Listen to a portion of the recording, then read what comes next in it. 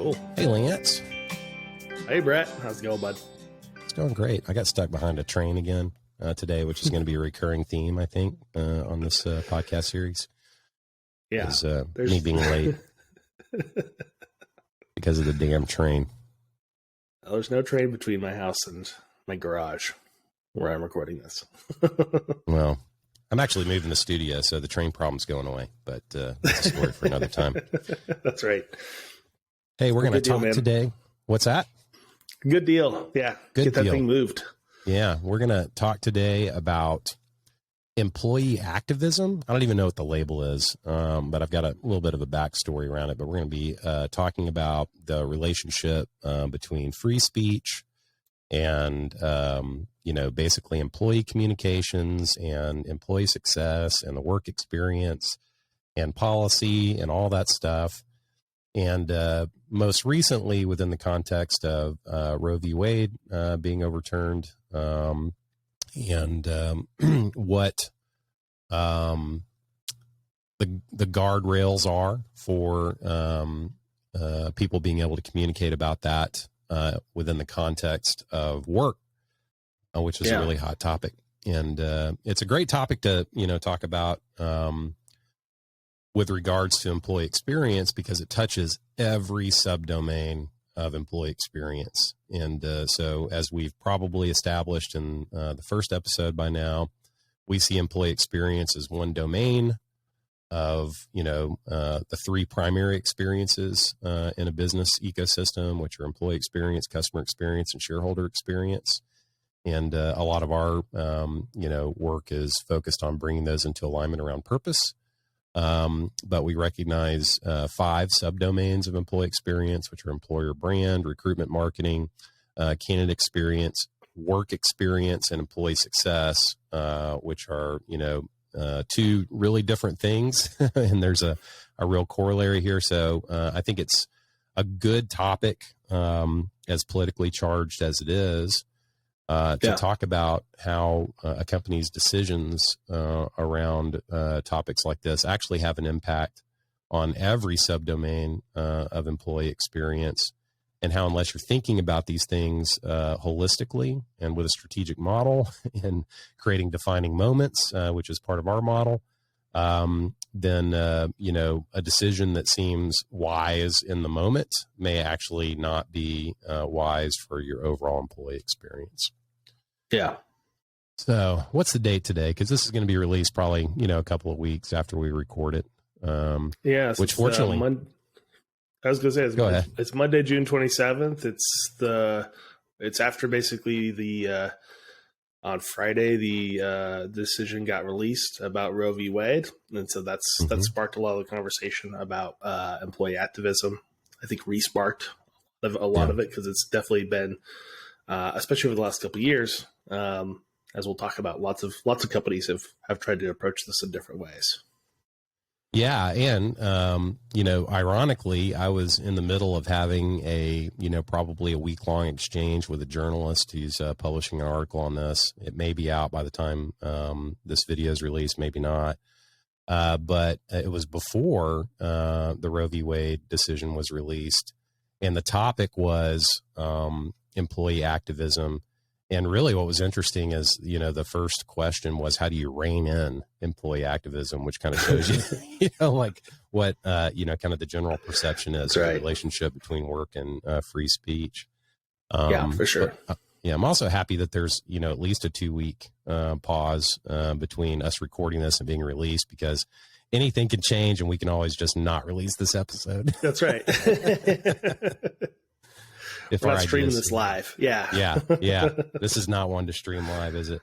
So big week last week. Where do we start? Where do you dive into an issue like this?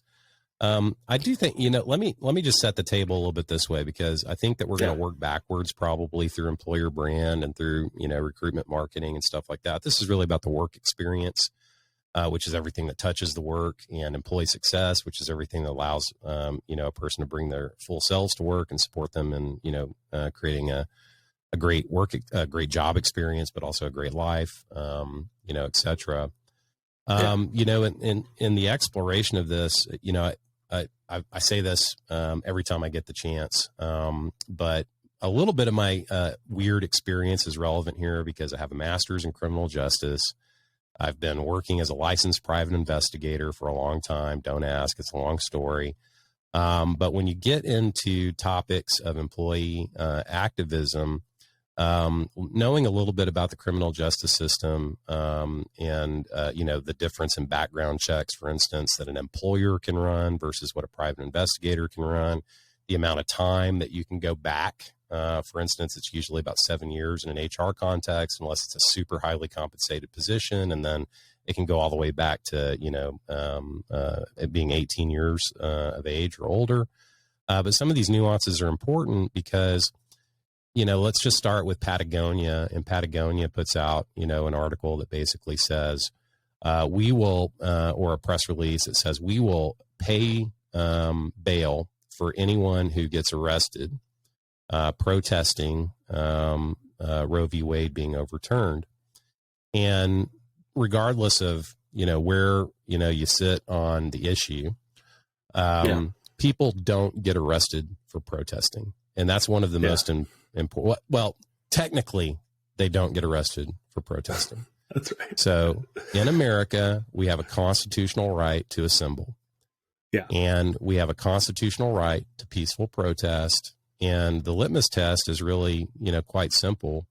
You can protest on public streets, on public sidewalks, in public places, as long as you don't impede traffic, whether it's car traffic or pedestrian traffic. If you don't block traffic, then you're not breaking the law, so you wouldn't get arrested. Yep. And if you plan to block streets or block sidewalks, you can apply for a permit. And if your permit is accepted, then you're actually allowed to block streets and block sidewalks. So the first thing that caught me about Patagonia on one side of the issue, which is very different than Meta on the other side of the issue, which we'll talk about in a moment, who basically just said no one can talk about this at all inside the company, period, end of story, is that when a company says, we will pay your bail for if you're arrested for protesting, if you understand how, you know, kind of the law and constitutional protections work, you don't get arrested for protesting. You get arrested for breaking the law. Again, technically, because, you know, people get arrested for bad reasons all the time. But on the one end with Patagonia, it seems almost more like a call to arms than it does like just saying, I've got your back, right? Or at least a misunderstanding of, you know, kind of how the laws work around public assembly. Does that make sense? Yeah. I mean, it does. I mean, it's, coming from the protest capitals of the U.S. here in Portland, Oregon, well known for doing all kinds of protests, both legal and illegal, at least according to the city. So much so that George H.W. Bush called us Little Beirut. Congratulations on that. I think he was also the last Republican president that visited our fair city. So it's. Do y'all have like Little Beirut T-shirts? Yeah, it's a point of pride for sure. You know, so I definitely get it. I think, you know, for Patagonia, who's an activist company. It tracks with who they are, right? So I mean, they've made a big point of emphasis of, you know, you went down the road of, you know, really looking at you know, Bay Area companies. You know, there's lots of sales pros out there wearing like branded Patagonia, you know, vests everywhere. Like if you're in San Francisco. To where they're like, we don't want to be associated with that. We're not going to sell those things anymore. Like that's a pretty, like for a company that makes its money selling outerwear, that's a pretty big thing to give up in the name of just not being associated with that culture, you know, like that they were being seen as that. And so they're very much, you know, looking for alignment with their consumer brand and their employer brand there, right? So like, you know, that's what they stand for. It's a very consistent type of thing. So it all makes sense from that perspective. And to your point, more of a call to action or a call to arms than, I think a lot of the passive sort of statements out there that are taking place. Well, and so two things there. Number one, I did use a call to arms specifically, not because it's like a call to pick up weapons, but it's a call to, mobilize. It's a call to break the law. It could be construed that way if the logical premise is accepted that people typically don't get arrested for peaceful protest. They get arrested for breaking the law in the context of protesting. And so, and also paying your bail is very different than paying your legal fees associated with, a contracted, legal battle, because paying your bail basically says, well, we don't know why you got arrested, so we're going to pay your bail and we're going to, do our investigation and see if you were peacefully protesting or, breaking the law. And with Patagonia, in this particular context, even if an employee was found to be breaking the law, it may still not result in any negative, action from the company towards the employee and may still be supported financially. But to your point, the second thing is for Patagonia, that's fine for them because it seems to flow from their purpose as an organization. It seems to support the vision that they've created for their employees. Generally speaking, I think people know what they're getting into when they purchase Patagonia, but not everyone does. And so it seems to me that they're willing to lose that, portion of the market. And that's fine because, they're making decisions that, flow from their purpose. And so that's on brand from an employee perspective. It's on brand from a consumer perspective. And it's just a very different context than what you see at Meta, formerly Facebook. Yeah. So let's talk about that. Let's talk about Meta and kind of their approach, which is obviously a little bit different. Well, it's different, and to me, it highlights a real lack of awareness about the intersection between the employer brand and the consumer brand, and also how to effectively implement policies that flow from purpose inside the organization. And so Meta took a very different approach, which basically they're grabbing headlines as of this weekend for saying that no conversation about Roe v. Wade is allowed in any internal communication system in Meta. And they're actively scrubbing content and comments from their internal communication system to prevent any of these conversations from happening, or at least from persisting if they started. Very different approach. They're like, it's basically telegraphing that we don't have a position here. We don't want to upset anyone on either side of the issue. And the best way to do that is to, completely limit conversation and discourse about it internally. Yep. Exactly. What are your thoughts on that, Lance? Yeah, I mean, I think they've sort of gone down. What was it? About a year ago or so, Basecamp sort of went down a similar path with their organization, which is like, and I think there's some more justification with their thing, but like, we're just spending too much time on this. Feels like it's making us lose focus at a particularly tough time. And so they obviously did much more than just start scrubbing their collaboration software. They started, dismantling some pretty key things inside their organization, like ERGs and those sorts of things that, are pretty critical to, especially in the Bay Area, those types of organizations. And they basically just said, if you don't like it, we will give you severance and leave, and about a third of the organization left. So, I mean, it's obviously not quite as extreme as that. Meta is obviously a much larger organization. And Coinbase has sort of taken a little softer approach to this, but basically said hey, we're not here to talk politics at work. We're here to work. And so it's a very interesting approach. It does sort of really makes me question like if they actually have a good feel for like how psychologically this works. And so like, I mean, I think one of the big advantages for this news being released on Friday for us was we weren't working. And I can tell you just from like working on other high consequence days, like January 6th, 2021, like, I mean, like, you're not getting shit done that day. No. You're just sitting there like watching the news and reacting and taking it all in. So like, I mean, we actually benefited from the fact that like we weren't working on Friday, because that was a shit show. You know, from everybody that I talked to, that was working. So because the Starr conspiracy has a 3-day weekend, which is we have a 3-day weekend. Yeah, we need to say that so people understand why we're not working on Friday. We never work on Friday because it's part of the weekend. Yeah, yeah, it's part of our weekend. So so I mean, like, you know, those sorts of things, I feel like you just sort of miss out.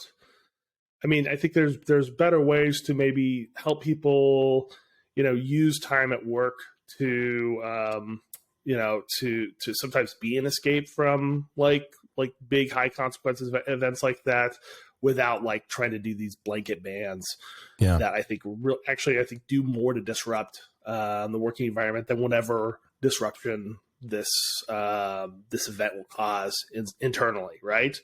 Yeah. So I think innately most people don't want to come to work and just talk about this, but they can't just like pretend it's not happening too.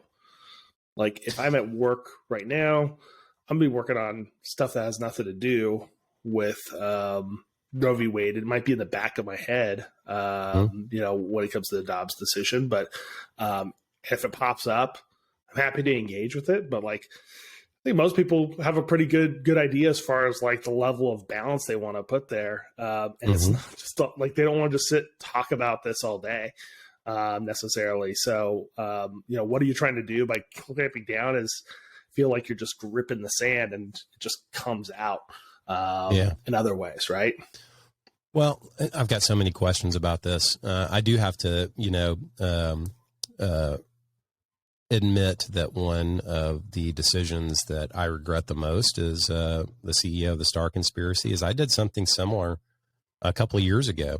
And I asked people to basically tone down political discourse in like company-wide emails and stuff like that, because there was a group of folks who were basically expressing that, you know, people's political opinions that were released via company-wide email made them feel marginalized, and without, you know, some sort of policy or response. For me, it seemed that there was almost a tacit or even, you know, explicit endorsement of the content that some people were sharing.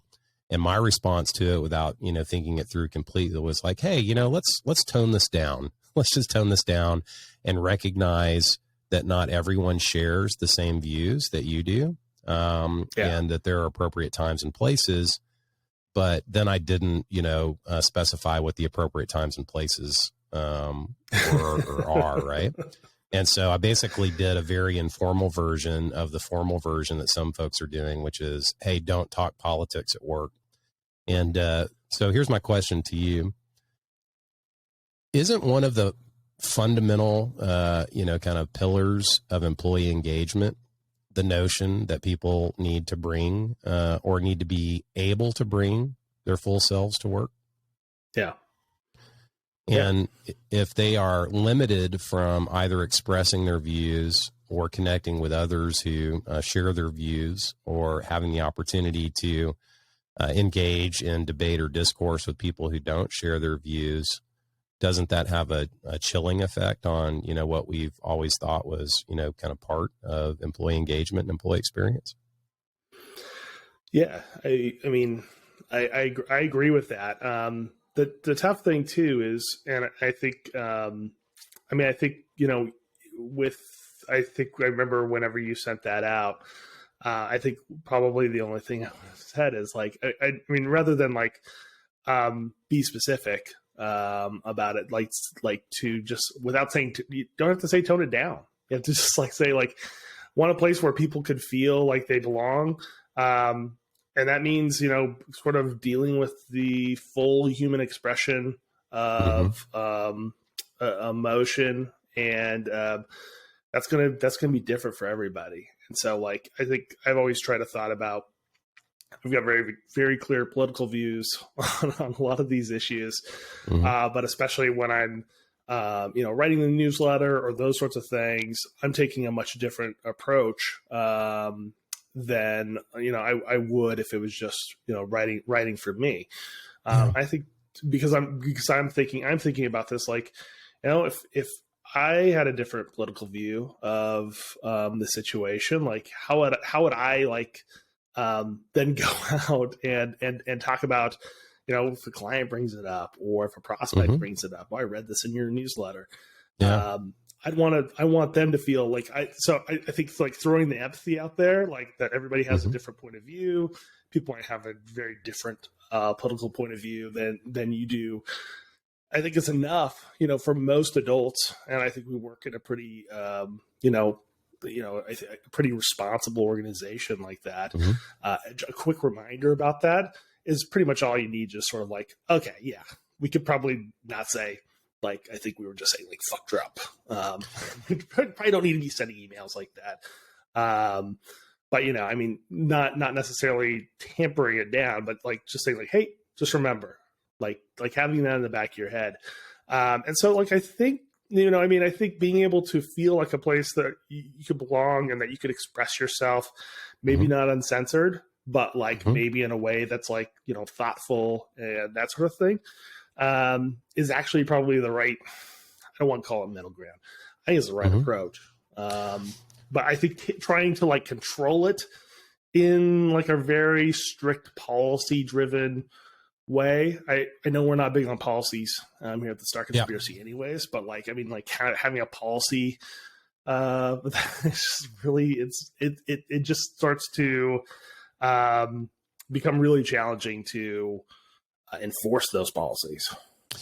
Yeah. And, to me, this comes back to kind of like the criminal justice perspective of like free speech and protest, which is, out there in the world, outside of work, you have protections for freedom of speech, the right to assemble, the right to peaceful protest. But even if you like, just go out on the internet, to try, like if you want to start protesting it, but you don't want to get in trouble and you don't want to break the law. And so you start looking up, information about, how to do it, quote, the right way.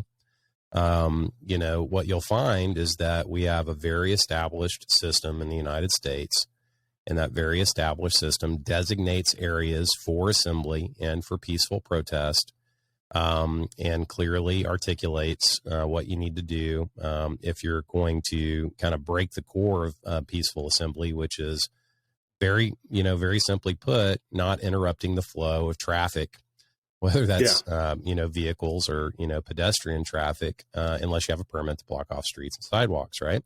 And so it's very clearly understood, or at least very easily accessible information to know where, when, how, et cetera, to engage in expressing your personal views. And I think what we probably need inside organizations to varying degrees, and what, that communication that I put out could have benefited from, is a similar, a creation or establishment of the streets and the sidewalks and the public places where, that discourse is fine and encouraged, but that doesn't block the flow of traffic, which is, inside a company, it's work, right? That's the traffic in work. And so if you just imagine that, kind of like communication systems or the streets and sidewalks, and, some of them are going to be, it's going to block the, the flow of work or the traffic of work. If you grind, the company-wide email system to a halt in political debate, that, perhaps there are places that can be established digitally, like ERGs, but also just, channels on Slack or whatever, where discourse is encouraged. and maybe even public places on like campuses and stuff where, conversations like that can occur. But unless that, principle, and I won't call it a policy, but I call it principle, unless the principle is established that we encourage you to bring your full self to work and we encourage the expression of free speech, if it flows from the purpose of your organization, which it does for us and doesn't for others, and that's why I want to come back to Meta in a moment, unless that is clearly established, then you don't really have anything to remind people about, Right. And I don't think that many organizations understand that telling people just to clam up and that no speech about sociopolitical issues is allowed at work. I don't think people understand that that is counterproductive to the notion of employee experience and employee engagement as an outcome of employee experience. But they really struggle, and I think many of us are struggling. They really struggle to establish how that discourse can happen in a productive way that creates a sense of inclusion and belonging without interrupting the flow of traffic inside companies, which is the work. Yeah, I mean, it's the right approach. I think one thing, and I'd be curious to get your take on this too, because I have a very like socially liberal POV on this stuff, and I feel like there are also like just natural overflow events where just sort of like it takes over things. So like, I mean, I think you look at most protests in Portland, 2 summers ago. Now it feels, like it's COVID timeline, so who knows what time is. But I mean, very highly publicized. Every time I told people I was like from Portland, like people were like, "How are you?" I'm like, "Well, I'm fine," because I'm like 4 miles from downtown. Like there's no danger where I'm at. And they've done studies that most of those are most of the protests are peaceful, relatively like legal, and in like at least the ways that we've established legality for protests and that sort of thing.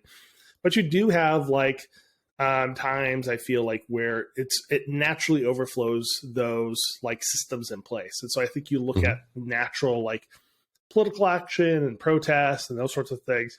Most of those things happen with some sort of like within some sort of legal framework that's generally accepted. I think you look at sort of the reaction that took place this weekend in some areas. And those, there was no permits, taking place. There's lots of events going on because it's summertime here. But people were out in the streets. They were blocking traffic. There was protests. There was this sort of overflow, where I think there's some acknowledgement that this is a big enough issue where it sort of just overflows there. So I do wonder if there is why, like I said, not a policy necessarily, but a principle of we try to do this, but also acknowledging there's some big shit happening in the world. It may not be neatly confined at every moment, and feeling okay with that. I don't know if that's something you're thinking about too. No, I totally agree with that. But look, if I want to peacefully assemble in downtown Fort Worth, and I say I'm going to march, which is legal. You don't need a permit to march, as long as you're not blocking traffic. And I posted on Facebook, which I'm not on Facebook, but let's pretend I was. And I posted on Facebook, and I'm surprised by how many other people have posted, similar, kind of things on Facebook, or it takes off or whatever. And I never intended to block traffic, but, instead of 10 people showing up, 10,000 people show up. And traffic is blocked. Okay. So people get arrested because, of the ability to arrest people if they're, blocking traffic. That's really different than throwing a Molotov cocktail, right? Yeah, for sure. Yeah. That's a very clear demarcation, right? And so, if someone is, arrested because traffic is blocked, maybe unintentionally, maybe intentionally, there seems to be a very it when you see it kind of line around when someone crosses the line, right?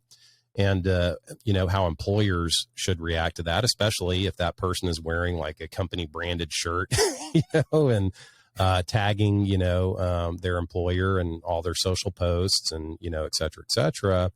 But I still think that there's, a line, but there's also, the question of how much of the activity that is endorsed publicly flows from a company's purpose. So to go back to Patagonia for a moment, do you think Patagonia is okay with people,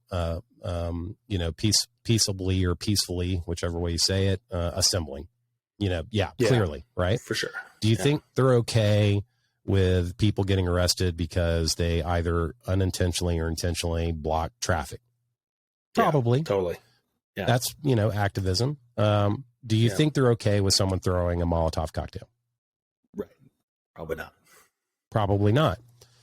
Yeah. Do you think that they unintentionally, in the way that they positioned, their announcement, perhaps encouraged some of the more, extreme expressions of protest that tilt beyond, peaceful assembly to, basically a true like call to arms?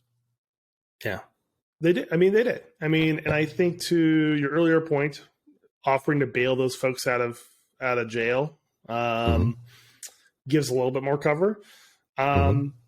But I think there's a big difference between throwing rocks at cops or Molotov cocktails or like those sorts of things, and that's the sort of stuff that the judicial system usually figures out.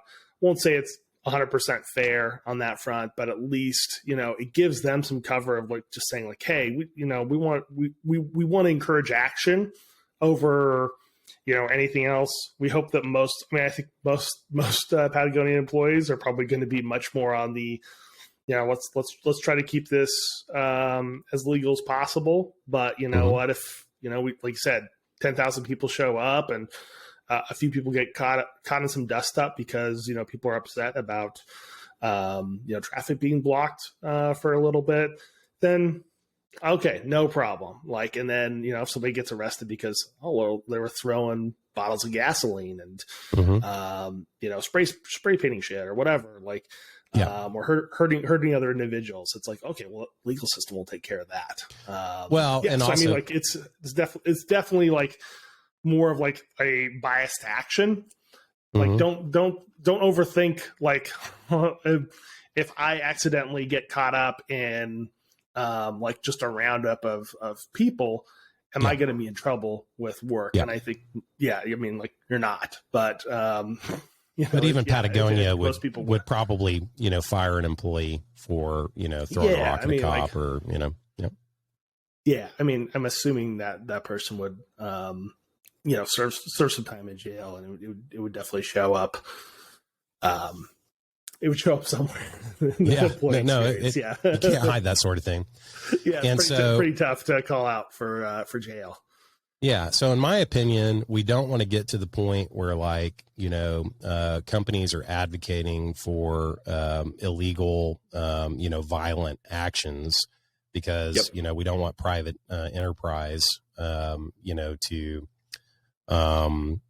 engage with sociopolitical discourse in a way that encourages or endorses people crossing that very easy to understand line. That being said, the position that they've released flows from their purpose as an organization. It sends a very clear message to consumers and to employees. What impact do you think their announcement and their position has on the employer brand and on recruitment marketing and the candidate experience and the work experience and employee success? Because it flows from their purpose as an organization, because it's so well in line with all the other experiences that they try to deliver. Like I said, like you can't do this without having like the shareholder experience on board, or without having your customers like being happy with like the customers that you're going to get, and you're going to repeal from your organization. But yeah, I mean, across the board, I mean, so employer brand, being sort of a company that stands for something in particular is going to be really attractive to a certain class of employees.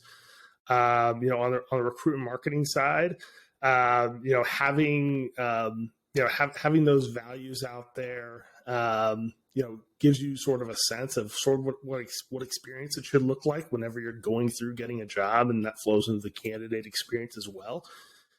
So it sets them up really good for sort of what I'd call like a candidate forgiving environment, where like you're going to deal with a little bit more challenges. So like if Patagonia doesn't get back to you right away, you might be more willing to look over that than if you've got that political point of view. And then obviously I think flowing to the work experience and the employee success, excuse me.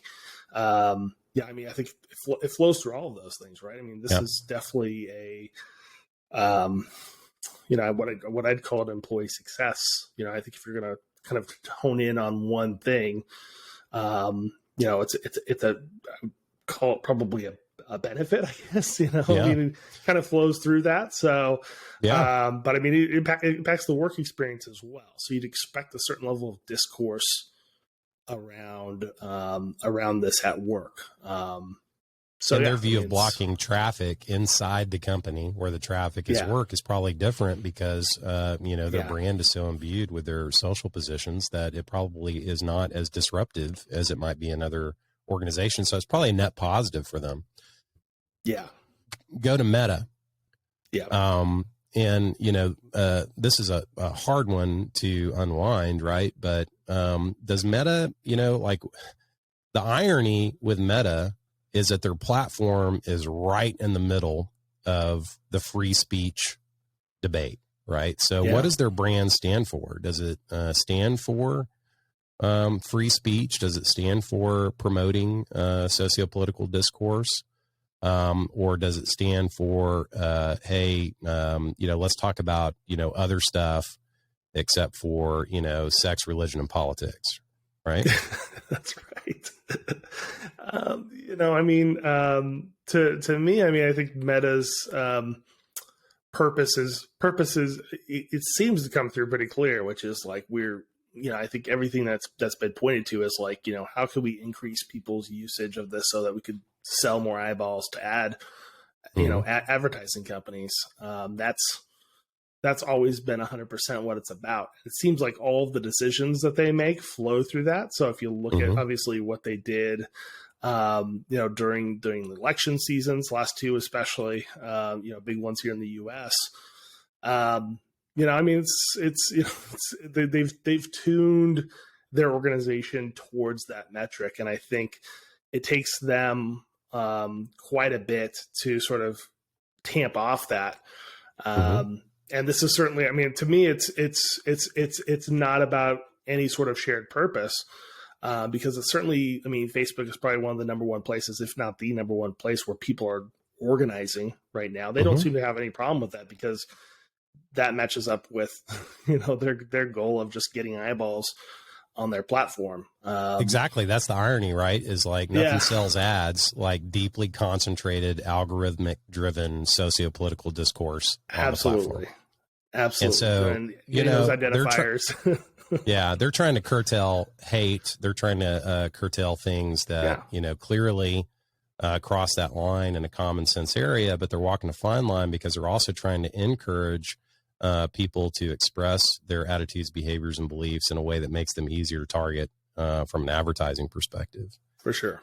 That's where it goes to. So to me, that aligns really well with, it is ironic, but it aligns really well with sort of their stated thing, which is like, don't take your eye off the ball right now. Don't spend a bunch of time on this sort of thing, which I think, to your earlier point, is fine. I mean, like if you have sort of places where people can express this normally, that's okay. Because or if you're just an organization that bills itself as sort of like the political free. We don't have to hear about politics here. You see a lot. I mean, like with Basecamp and Coinbase, whenever they announced their policies, you had a lot of people that were like, yeah, I come to work. I want to just come to work and I want to leave. That's definitely a profile of an employee. And if you provide that experience, hey, be clear about it, right? Meta does not they're not clear about that. They're not clear about it.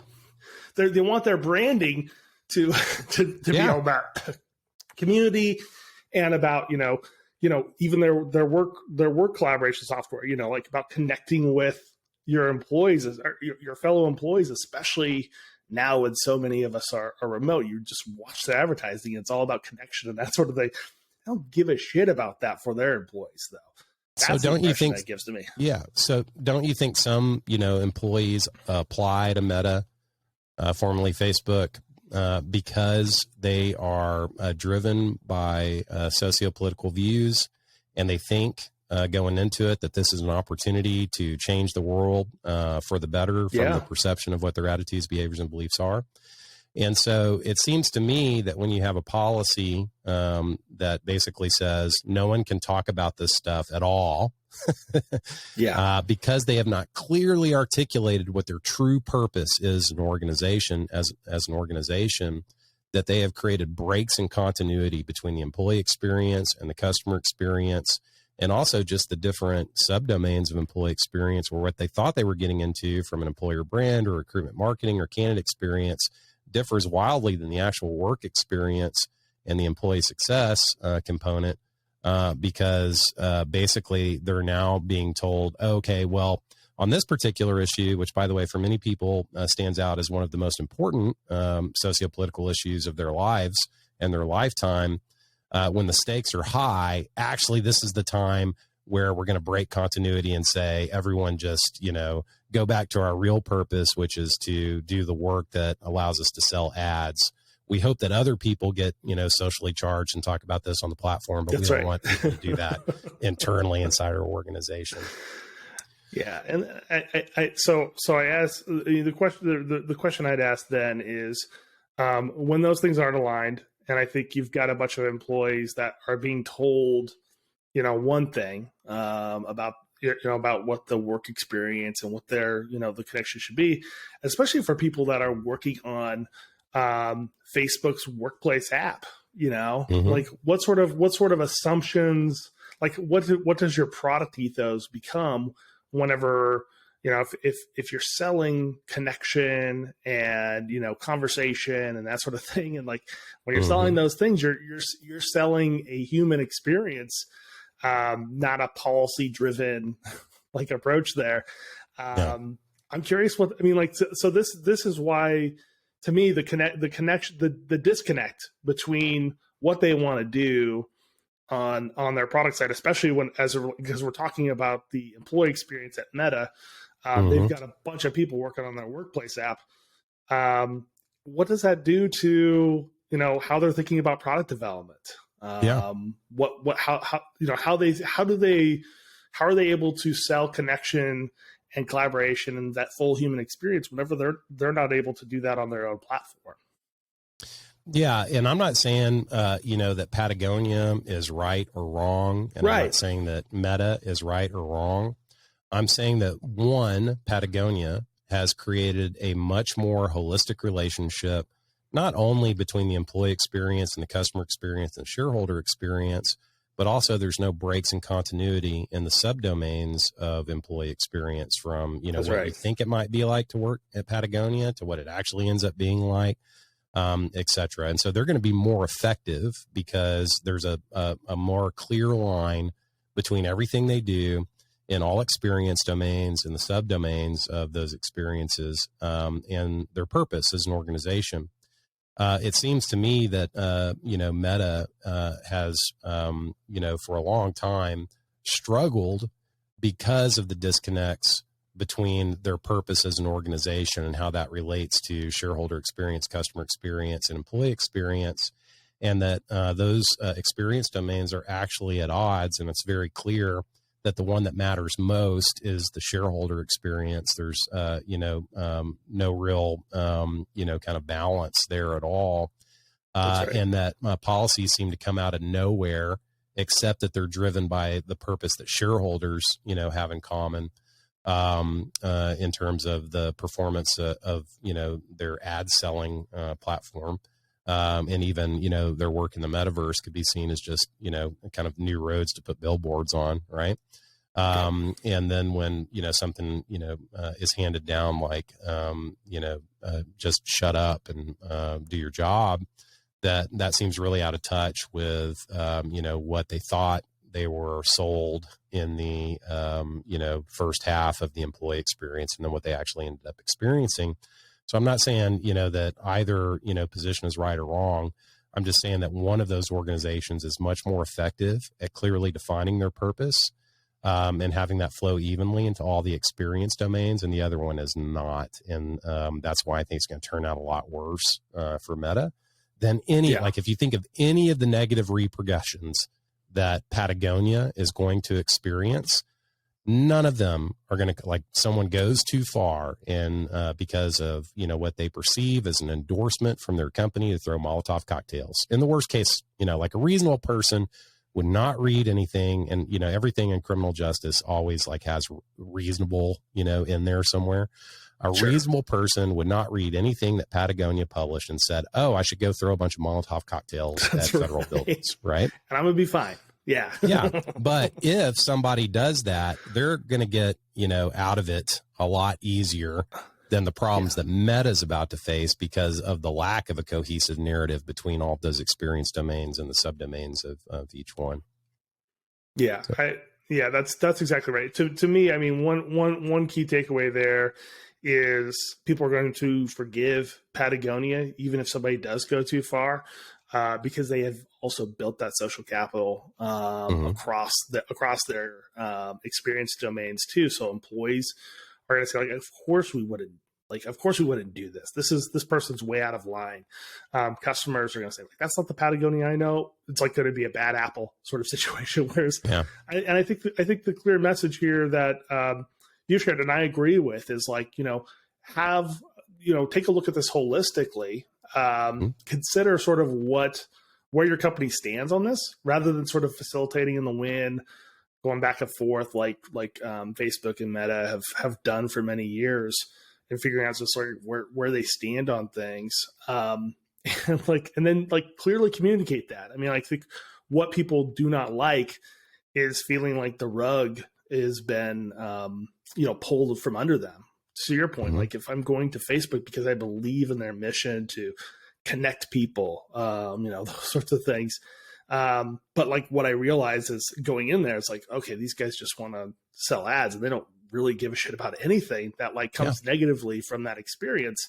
Well, that's a big disconnect. And like, if you just stayed, if you said, hey, we want to help companies sell, people to the biggest sell things to the biggest audience in the world, that would be a much more, at least, truthful thing. And I think you'd have people that would be interested in working for a company like that. Yeah, absolutely. Who don't, I think one of the things that Coinbase and Basecamp, even though I do disagree with like what they say, is like, at least they put it out there from the founders. They've been very open about what their approach is. And they say, like, if you don't like this, there's other places for you to work, and we appreciate it. And it seems like, I don't know if they've had I don't think they've had any blowback. I mean, Coinbase's, I don't think you could point to any of their problems that they've been having as being blowback from that political stance. So, I think they've got other challenges, obviously. So like, I don't ascribe any of their challenges to that, because they've been clear about it. Meta has not. That's the biggest problem. Well, and, to just, take it up one level of abstraction, the biggest problem is that, work leaders and executives are looking for the right way to do this. Everybody wants to know the right way to manage, sociopolitical discourse inside their organizations. And the truth is, the right way for one company is really different than the right way for another company. And you have to consider the purpose of the organization, the true purpose of the organization, and whether there is one, and whether it's clearly articulated. to, even get a purchase on that conversation. And then, to your point, what you said earlier, it's like, just you need to know where you stand. I would say there's multiple levels of communicating where you stand. And the first starts with, where do you stand on socio-political discourse within the workplace, period, in the story. Yeah. And, some people in some organizations can get together around the fact that they don't want any of that to happen at work. So no socio-political discourse. That's fine. That's a relationship between, consenting adults, That's right. employers Yeah, and exactly. employees. That's fine. And then if, you go to the next level and say, yes, we support socio-political discourse. It's like, where are the streets and sidewalks, and, what are the rules around interrupting traffic? And then for some organizations, based on their purpose, it might actually be taking a specific stance on a specific socio-political issue. But those are all varying, degrees of decisions that should really be based on, how purpose flows into those different experience domains. And so I think people who just want hey, can I download a template off the internet about what our sociopolitical, discourse policy is? But it's probably not going to be any good. But it's probably not going to be any good unless right. you just happen to be very similar to the organization that the person who wrote it came from.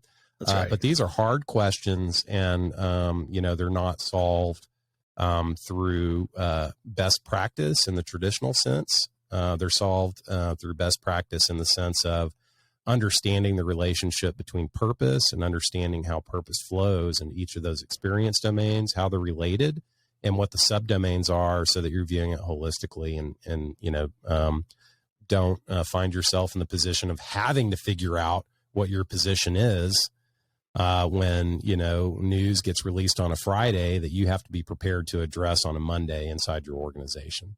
Like, no one should be surprised, in my opinion, about what leadership inside an organization says on a Monday after, an announcement of this magnitude was made on a Friday, because they should already understand, what the principles are around sociopolitical discourse in the context of, that whatever the particular issue is that becomes the biggest issue of the moment, But if you just do what Brett Starr does, which isn't a terrible thing to do in most contexts, I won't say all contexts, but I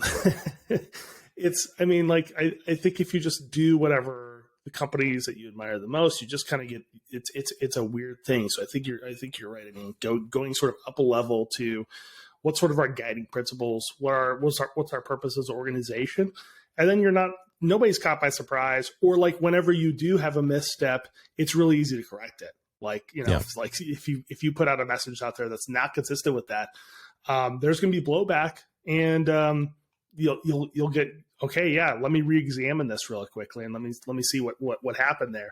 It's really easy to correct, and because it's coming from that place of purpose and sort of like clear principles that companies live by, it's easy to forgive like even rare missteps, which I think we're going to see a lot of that in the coming weeks. It'll be interesting to see just how much that is, but I think companies that have sort of built that trust and built that sort of like that holistic experience across their domains are just going to have a much easier time of figuring and navigating these difficult issues, not just the abortion issue, but like everything that comes up. Yeah, and we're gonna have a bunch of stuff coming up. Yeah, for sure. What a great point, because everyone makes mistakes. People make mistakes. Yeah. Companies make mistakes. But, organizations and people who have built up a lot of trust because they, have a clearly articulated sense of purpose and typically operate within that sense of purpose. When we make mistakes, or when they make mistakes, like if a mistake is made by Patagonia, it's going to be very different than a mistake made by Meta because of the context of, the breaks in continuity between, an ambiguous purpose and how that gets expressed. And so, it's like, like so many things in life, it all comes back to, just let your freak flag fly. And, if you believe in something and you stand for something as an organization, you ought not hide that. You ought to broadcast it and communicate it in a way to attract people with similar attitudes, behaviors, and beliefs. Because having, employees and customers and shareholders who are all rallied around the same sense of purpose is a much more sustainable, effective, efficient, long-term strategy for business, if you want to think about it as a strategy, than just telling people what you think they need to hear in order to get the results that you want for the best outcome for, shareholders. Yeah, and reinventing the wheel every single time something like this comes up is so much more complicated than just like, well, what's our purpose? What are the principles that we live by? It makes decision-making so much easier. So you don't have to go like, well, let's look around, see what our competitors are doing, or let's just wait. Like what a lot of companies are probably doing this Monday. Like let's look around and see what other companies are doing. It's going to be real interesting to see how that goes. Well, last thing I'll say is, then sometimes even when you have a clear sense of purpose and you've done a pretty good job of not only articulating it, but living it when, unexpected things pop up, you still have folks who want to advocate inside an organization for basically a different purpose, right? Sure. Yeah. And those, situations are also easy to address. They may be painful, but they're simple at least. Yeah. If the purpose is clear, because the conversations that you have can be rooted in purpose, and the disconnect between what someone wishes the purpose of the organization was between that and what it actually is. But you can't have that conversation unless it's clear what the purpose actually is. So in the absence of purpose, there's a vacuum and people want to fill it. And that ends up causing a lot of wasteful activism on, multiple sides of any topic. Because people, sense the vacuum and, they feel compelled to drive change and, any context that, seems like there's an opportunity to do so. And it, ends up creating a lot of, in the absence of a, clearly understood and articulated purpose, just a lot of, unnecessary, wasteful, inefficient, kind of moments and exchanges. Which could be rendered, pretty simple by just saying like, what you want is not going to happen. Yeah. Well, I think to your point, very human psychology sort of things, because our brains are trained to fill in the gaps on anything that's already, not clear.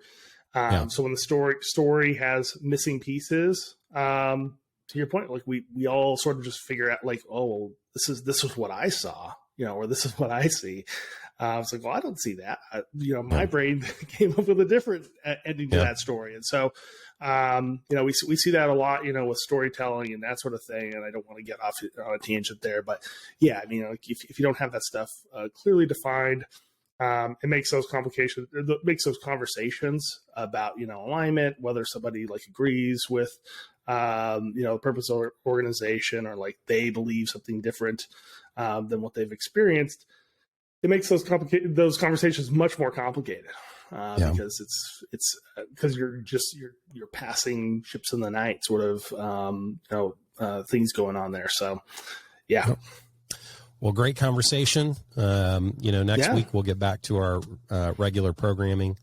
But this certainly felt like something that we should explore because, today a bunch of people, woke up and had to, figure out how to create policies, enforce policies, explain why they don't have policies, just figure out what to do. And, everybody's a little bit lost.